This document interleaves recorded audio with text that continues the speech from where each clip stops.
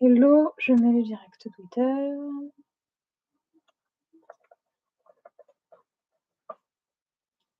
Moi, je vais poser le téléphone.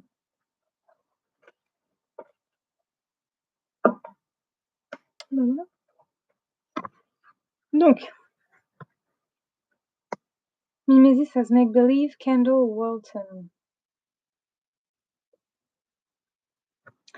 Representation and make-believe. Est-ce que j'ai une tranche de cake comme ça? Oui, je dois avoir une tranche de cake, mais c'est pas grave. A deeper explanation of why spontaneous imaginings tend to be more vivid than deliberate ones might go like this. The relevant general principle is that evidence of the falsity of a proposition imposed forcefully on one's consciousness makes it difficult to imagine vividly that the proposition is true. Ça, c'est pas évident. Ah, salut! So a deeper explanation of why spontaneous imaginings tend to be more vivid than deliberate ones might go like this. The relevant general principle is that evidence of the falsity of a proposition imposed forcefully on one's consciousness makes it difficult to imagine vividly that the proposition is true. Okay. If I want to imagine myself in a trackless wilderness, I may enhance the vivacity of my experience by closing my eyes or blotting out the automobile traffic and skyscrapers from my field of vision with my hand so that I see only trees and sky. Staring intently at skyscrapers and automobiles does not make it difficult to imagine oneself in the wilds. What is not so easy is imagining this vividly while glaring evidences of civilization dominate one's consciousness. Closing my eyes does not make me forget that I am surrounded by cars and skyscrapers, nor does it create an illusion. I know just as surely as I ever did that I am not in the wilds. The point is not that my beliefs affect the vividness of my imagining. What is important is rather how conspicuous certain facts which I believe are to me, how persistently they intrude into my thoughts, how difficult it is to avoid thinking occurrently about them. If Jennifer imagines herself coming across a bear in the forest, she has bearish thoughts. She entertains, considers, turns over in her mind the proposition that there is a bear in front of her, and probably more specific propositions as well, such as that there is a ferocious grizzly pacing back and forth in front of her. She may also visualize a bear. If her imagining is deliberate, the fact that she rather than a real bear is the source of these bearish thoughts and images, the fact that she dreamed up the bear, is sure to be prominent in her awareness and difficult to ignore. It is not so difficult to ignore this if her imagining is spontaneous. She knows perfectly well that no real bear is responsible for her thoughts and images. She may have no doubt that they flow from somewhere in the dark recesses of her own unconscious. But when her imagining is spontaneous, nothing forces her to dwell on this fact. It does not intrude into her occurrent thoughts. Even though it asked, she would not hesitate to acknowledge it. This is why the imagining is likely to be more vivid, more gripping, more frightening if it is spontaneous than if it is deliberate. Spontaneous imaginings may be subject to the imaginer's control.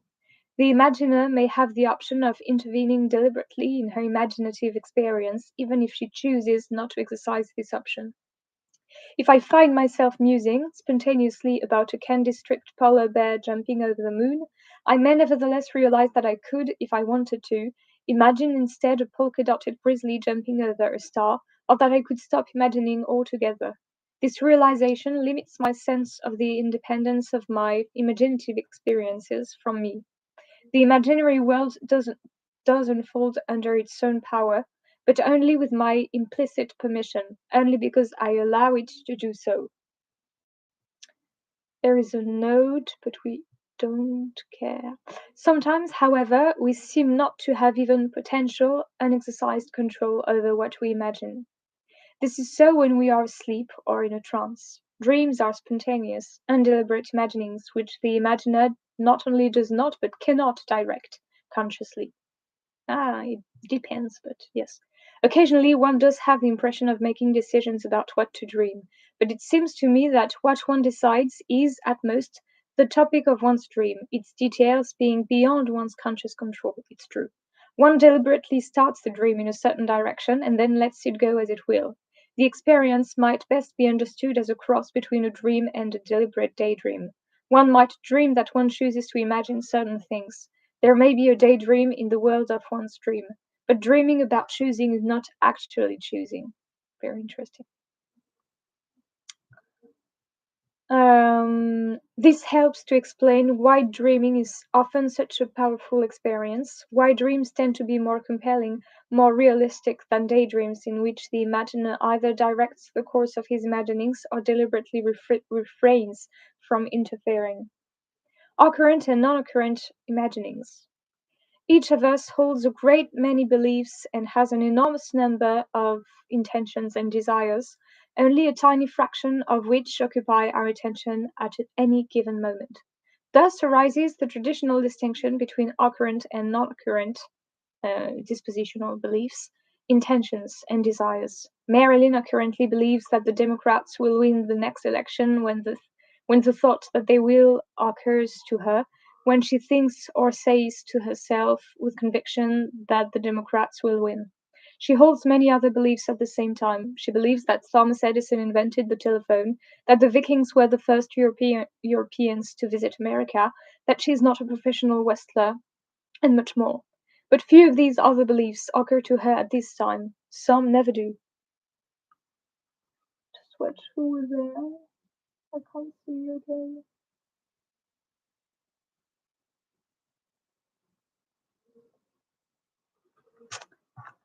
Hey, YouTube.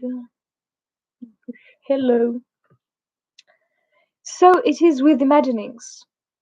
Suppose that Fred launches his daydream by occurrently imagining himself winning a huge lottery prize and using it to finance a successful political campaign, and that he then goes on to imagine winning the affection and admiration of millions while in office, eventually retiring to a villa in southern France. All of these thoughts course through Fred's consciousness as he fantasizes, but it may well be true also that he imagines winning the election without resorting to stuffing ballot boxes or bribing powerful opponents, that he imagines his place of retirement to be in a warm climate on the Mediterranean, that he imagines being in good health when he retires, even if these thoughts do not explicitly occur to him. The question of whether his election is fair and square may never arise in his mind. He just takes for granted that it is. Once he currently imagines retiring to southern France, he has in the back of his mind the thought that his retirement is in a warm climate on the Mediterranean, even if he never gets around to saying this to himself. He thinks of himself implicitly as being in good health when he retires. He imagines that he is, but not currently. These thoughts are, we might say, part of his mental furniture during the daydream. After Fred has currently imagined himself becoming a millionaire by winning a lottery and has gone on to think about his political career and retirement, he doesn't cease imagining that he won a lottery. He's imagining this He's imagining this is a persisting state that begins when the thought occurs to him and continues, probably, for the duration of the daydream. After the initial thought, it is a non-occurrent imagining which forms a backdrop for later occurrent imaginings about his political career and retirement. An effect of this background imagining might be a vague, gnawing feeling as the fantasy progresses that his successes are unearned and undeserved in so far as his wealth is responsible for them. It is a mistake to think of a daydream as simply a disconnected series of individual mental events, acts of imagining, as one imagines first one thing, then another, then a third, and so on. The various imaginings are woven together into a continuous cloth, although only some of the strands are visible on the surface at any particular spot. We need not decide what constitutes non-occurrent imaginings and how they differ from their occurrent cousins. Perhaps there are dispositions to imagine occurrently, but we must be careful here. A person who has recurrent dreams or daydreams of fame and fortune is disposed, between the occurrences, to imagine himself rich and famous, but he need not actually be imagining this non-occurrently then. He might even imagine the opposite during the intervals. Fred might have been disposed during his daydream to imagine occurrently he's marrying Greta Garbo. He's infatuated with her, and if the question of who or whether he marries had occurred to him, he would have imagined himself marrying her. But it does not follow that Fred did non-occurrently imagine marrying Garbo. Some non-occurrent imaginings seem to consist in an occurrent experience of some kind, the experience of having a thought in the back of one's mind, or at least in a coloring of one's other experience. This may be true of Fred's continued imagining of his having struck it rich in a lottery, as he thinks about his plush retirement with the feeling that it is unearned or undeserved. It should be it should be clear that non-occurrent, non-episodic imaginings are not necessarily unconscious ones. We may well be at least non-occurrently aware of them. Perhaps noticing them occurrently would constitute imagining occurrently. I suspect also that occurrent imaginings need not be conscious. Many questions remain about the nature of non-occurrent imaginings, how they differ from occurrent ones, and how to classify various particular instances. It is enough for our purposes simply to remember that imaginings do not have to be occurrent. Solitary and social imaginings. We have understood imaginings so far to be a solitary affair, something a person does or experiences by himself. But people do not always engage in imaginings alone. Fantasizing is sometimes a social event. There are collaborative daydreams as well as private reveries. We sometimes make agreements with one another about what to imagine. Let's imagine traveling on a spaceship headed for Pluto. Okay, and let's say that while passing Saturn, we are attacked by a band of space pirates. Joint fantasizing allows people to pool their imaginative resources. Together, they may be able to think of more exciting things to imagine than they could come up with separately, or more interesting or satisfying ones. And participants in a joint fantasy can share their experiences with one another. They can discuss what they imagine and compare their reactions to it. The social activity I call collective imagining involves more than mere correspondence in what is imagined. Not only do the various participants imagine many of the same things, each of them realizes that the others are imagining what he is, and each realizes that the others realize this. Moreover, steps are taken to see that the correspondence obtains. And each participant has reasonable expectations and can make justified predictions about what others will imagine, given certain turns of events. Making explicit agreements about what to imagine, as was done in the space travel daydream, is one method of coordinating imaginings, but it has a serious drawback. Insofar as the participants decide collectively on what to imagine, their imaginings are bound to be deliberate. Each must decide individually to imagine whatever it is that is agreed upon.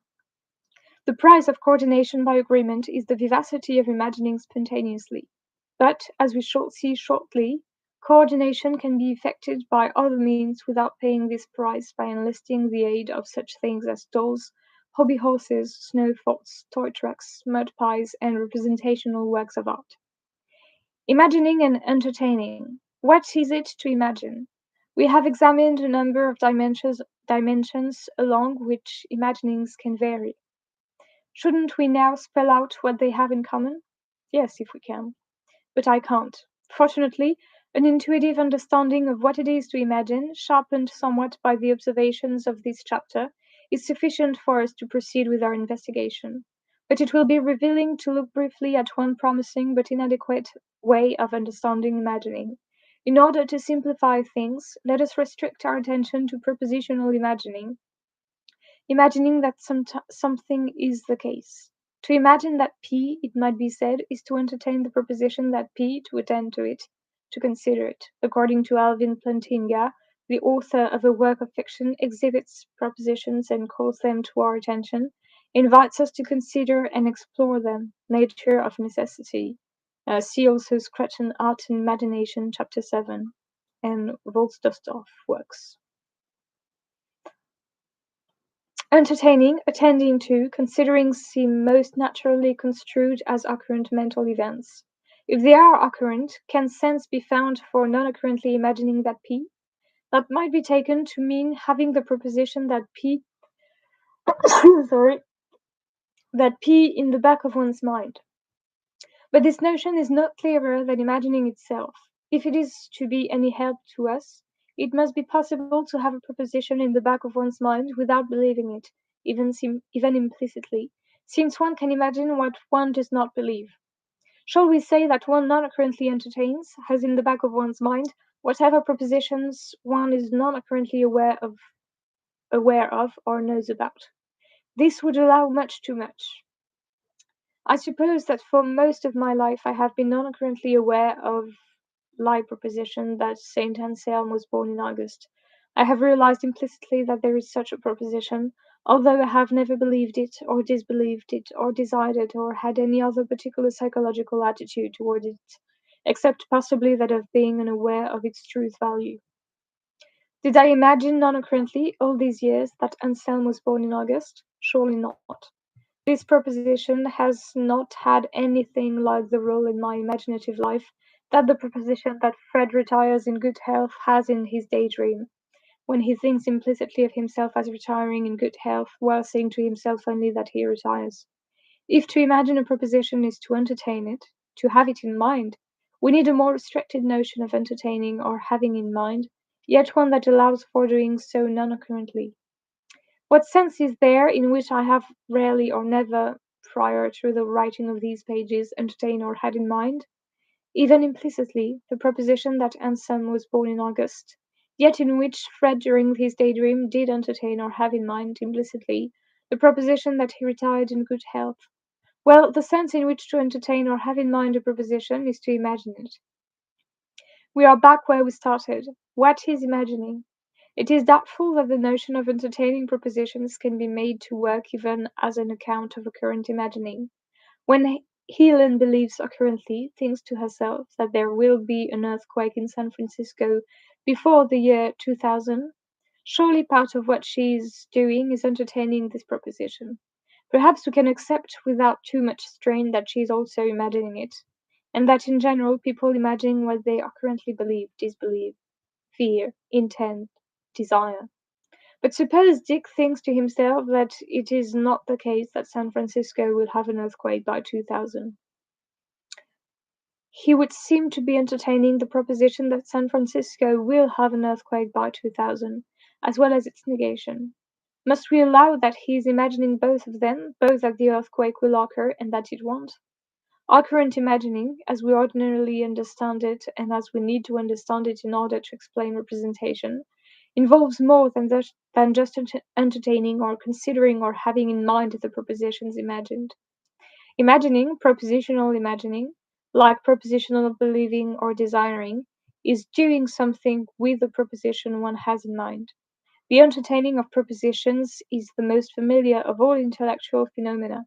It enters into every form of thinking and into many of our cognitive and emotional attitudes as well. Indeed, one might be inclined to say that it is the basic intellectual phenomenon, so fundamental that it admits of no explanation or analysis, but on the contrary, all other forms of thinking have to be explained in terms of it. Other strategies for explaining what it is to imagine face unusual difficulties. It is not easy to see what behavioral criteria might throw light on imagining, or what the relevant functions of a functional account might be. Imagining seems less tractable than more frequently discussed attitudes such as believing, intending, and desiring, as well emotional states such as being happy or sad or feeling guilty or jealous. These negative conclusions illustrate and underscore some of the difficulties facing any attempt to construct a full-fledged account of what it is to imagine. I hope they have at least won the reader's sympathy for my decision not to make the attempt.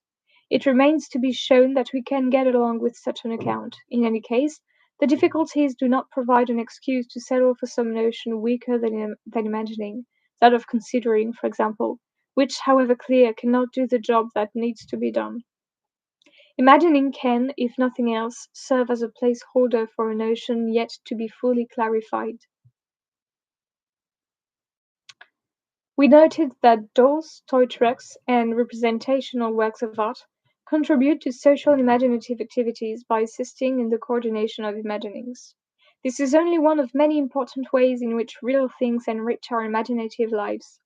A conception of imagining experiences as, in general, free floating fantasies disconnected from the real world would be narrow and distorted. Sometimes, to be sure, imagining is a means of escape from reality, and we do frequently imagine that what is not really the case. But even when we do, our experience is likely to involve the closest attention to features of our actual environment, not a general oblivion to it. Most imaginings are in one way or another dependent on or aimed at or encoded in the real world. I will examine three major roles that real things often have in our imaginative experiences. They prompt imaginings, they are objects of imaginings, and they generate fictional truths. The third is the defining characteristic of props, as I shall use the term. Prompters. While walking in the woods, Heather comes across a stump shaped strikingly like a bear, or so it seems to her anyway, and she imagines a bear blocking her path. Her imagining is prompted by the stump, but for it should but for it she would not have done so. The twittering of sparrows induces a person to imagine the sounds of a cocktail party. A child imagines a big red dump truck upon unwrapping a new toy one. A dreamer imagines that a school bell is ringing as a result of hearing the ringing of his alarm clock. These are cases in which things in our environment prompt our imagination. Hallucinogenic drugs and brain operations can also affect what we imagine. But the prompters I am interested in are ones that prompt by being perceived or otherwise experienced or cognized. The stump, for example, provokes Heather to imagine a bear only because she sees it. Prompters contribute to our imaginative lives in several ways. Most obviously, they broaden our imaginative horizons. They induce us to imagine what otherwise we might not be imaginative enough to think of. Hmm, this is interesting. It might not occur to me to imagine a monster sitting atop a mountain were it not for the influence of certain suggestive rock formations. Imagining is a way of toying with, exploring, trying out new and sometimes far-fetched ideas. Hence the value of lowering our imaginations into unfamiliar territory. I'll just quote that quote.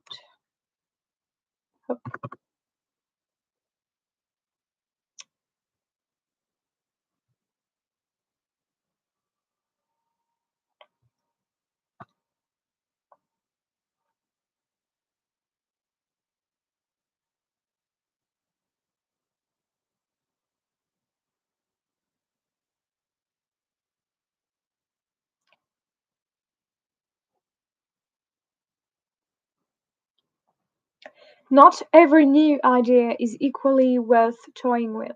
Natural objects like stumps and rock formations may or may not prod our imaginations in fruitful directions. What they prompt us to imagine is partly a matter of chance, depending on what shapes or other characteristics they happen to have. So people sometimes make artificial prompters or alter natural ones in order to direct the imaginings of others in predetermined ways. Snowmen, dolls, and toy trucks are designed by their makers um, to induce those who see or use them to imagine men, babies, and trucks of certain sorts. One might carve a stump into an unmistakable bear likeness in order to make sure that it will prompt people to imagine a bear. By constructing artificial prompters, we share our imaginative thoughts with others, and all of us can profit from those who are unusually imaginative, creative, perceptive, those who possess special talents for thinking up provocative or illuminating or comforting lines of imagination. Why not just give verbal instructions in order to direct other people's imaginings? Why not just say, imagine a ferocious grizzly bear blocking your path, rather than going to the trouble of carving a stump? In the first place, it may be difficult to put into words exactly what one wants someone else to imagine. Imagine a bear poised to attack, but with a look on its face of, well, more of fear than of hatred, if you know what I mean. And even if one does manage to say what one wants to say, the instructions may not be readily understood. It may be easier to communicate precisely what one wants others to imagine by constructing a likeness of some sort than by issuing explicit verbal instructions. Some literary works might be construed simply as explicit instructions to readers about what to imagine, but most have a more complicated role than this, as we shall see in chapter 9, one more like that of sculpted stamps and other likenesses.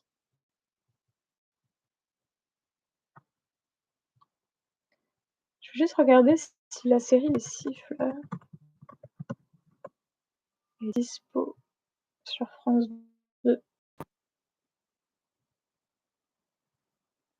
C'est une mini-série. Ah, mais il n'y a que 2 épisodes. 2 épisodes d'1 heure et demie, ok.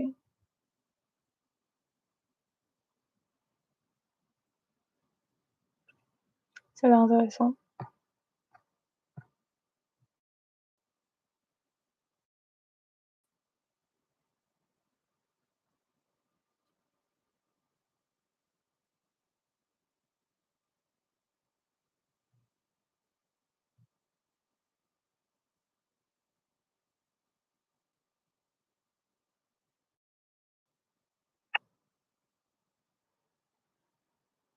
Ouais.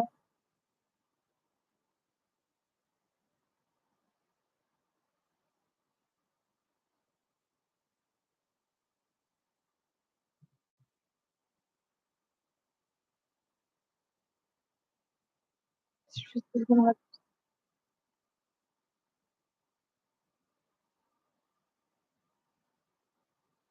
Sérieux, Olivier. Nanana, nanana, nanana.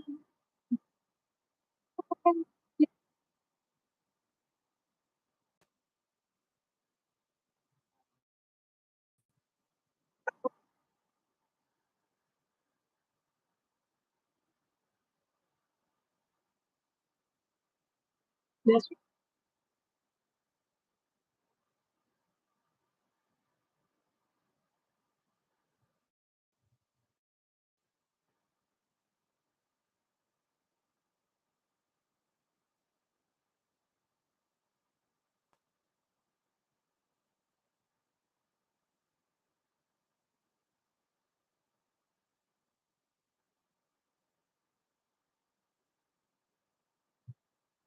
Ok, on peut faire un streaming. Alors, ça fait 3 heures.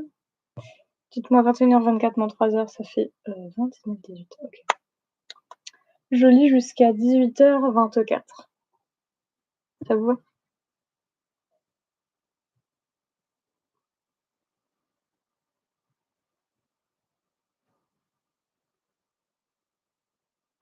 A second advantage that carved stumps and the like have over verbal instruction is this: following instructions is more likely to require reflection and deliberation on the part of the imaginer, especially if the instructions are complicated. One may well respond more automatically for a reasonably realistic likeness. Heather doesn't need to decide whether to imagine a bear when she confronts the stump, or whether to imagine that it is large or small, facing her or facing away from her, and so on. The stump makes many of these decisions for her. Imaginings induced by prompters like stumps and toy trucks, even elaborately detailed imaginings, are often less contrived and deliberate, more spontaneous, than are imaginings in response to instructions. Prompters are obviously a boon to collective imaginative activities. A toy truck or a well-executed snowman induces all who see it to imagine approximately the same things, a truck or a man of a certain sort. It coordinates their imaginings, and since the coordination does not involve agreements, stipulations, collective deliberation, the imaginings can be spontaneous. Moreover, it is probably obvious to each participant that the others will imagine what he does. Each can reasonably assume that the snowman will induce others, as it does him, to imagine a man of a certain sort. The prompter coordinates the imaginings of the participants and also gives them grounds to expect such coordination, both without disruptive discussion. A natural prompter can serve as well as an artificial one in this regard.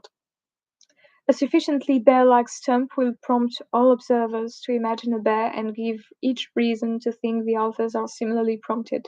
A stump that is not naturally sufficiently bear-like may require judicious carving, but an easier alternative might be to make do with the stump as it is by making an initial stipulation or agreement.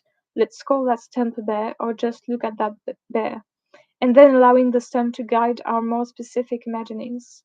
Once the basic stipulation is made, further deliberation may be unnecessary. The characteristics of the stump may prompt all participants to imaginative, non-deliberately, a large and ferocious bear rearing up on its hind legs, and each they may confidently expect the others to imagine likewise. Compare paintings and sculptures that depend heavily on their titles. The late Monnets in the Musée Marmottan, Jacques Lieblich reclining mute with guitar. There is another sort of agreement or stipulation which participants in joint imaginative activities may make, one that looks forward to crucial features of the representational arts. Rather than agreeing to imagine a bear in some particular instance, the participants may agree to imagine a bear whenever they come across a stump, any stump. Let's say that all stumps are bears. With practice, they may internalize this convention sufficiently so that when they see a stump, even a not very bear-like one, it provokes them automatically and unreflectively to imagine a bear. It may even make them jump with fright. Hello. The prompting function of such things as stumps, snowmen, and toy trucks, important as it is, should not be over-emphasized. Suppose that Kate and Steve build a snow fort, an imposing structure with turrets and a central tower protected by a moat. The finished structure did not give them the idea of imagining a fort, or a fort with turrets, a central tower, and a moat. It is because they already had that idea that they built the snow edifice and built it as they did. In fact, they probably imagined this before building it, or anyway before finishing it. Perhaps they intended their work to prompt the imaginings of others, but they may not have. They may have built it only for their own use and enjoyment. It is unlikely that the snow fort does no prompting at all. A cavity in the wall which was not especially intended might later be interpreted as a seat. It may induce Kate and Steve to imagine a seat. The creators of a snowman may adjust the features of its face with only a vague idea of what expression they are giving it. The result then prompts them to imagine a man with a very particular expression, one they did not foresee. Nevertheless, it is obvious that the prompting function of the snow fort is only a small part of its contribution to Kate's and Steve's imaginative activity.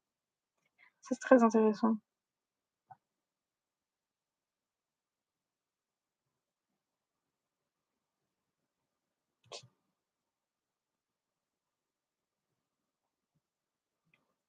Je vais prendre cette citation aussi.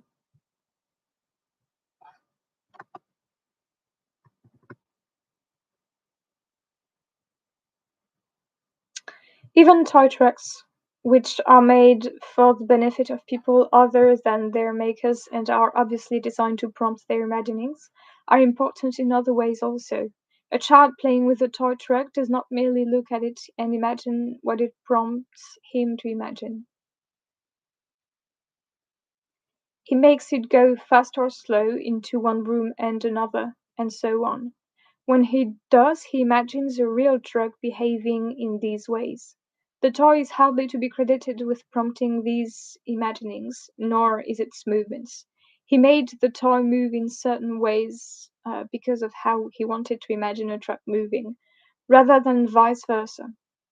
Such things as snow forts and toy trucks do not always do very much in the way of expanding our imaginative horizons, provoking us to imagine what he would not have thought to imagine otherwise. Among the other roles they may play in our imaginative activities is that of being objects of imaginings. On va s'arrêter là en fait parce que j'ai un article à écrire.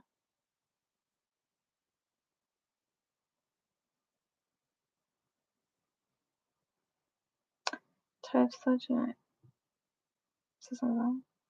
provoking us to imagine what we would not have thought to imagine otherwise. Among the other roles they may play in our imaginative activities is that of being objects of imaginings. Objects of imaginings. Page 37.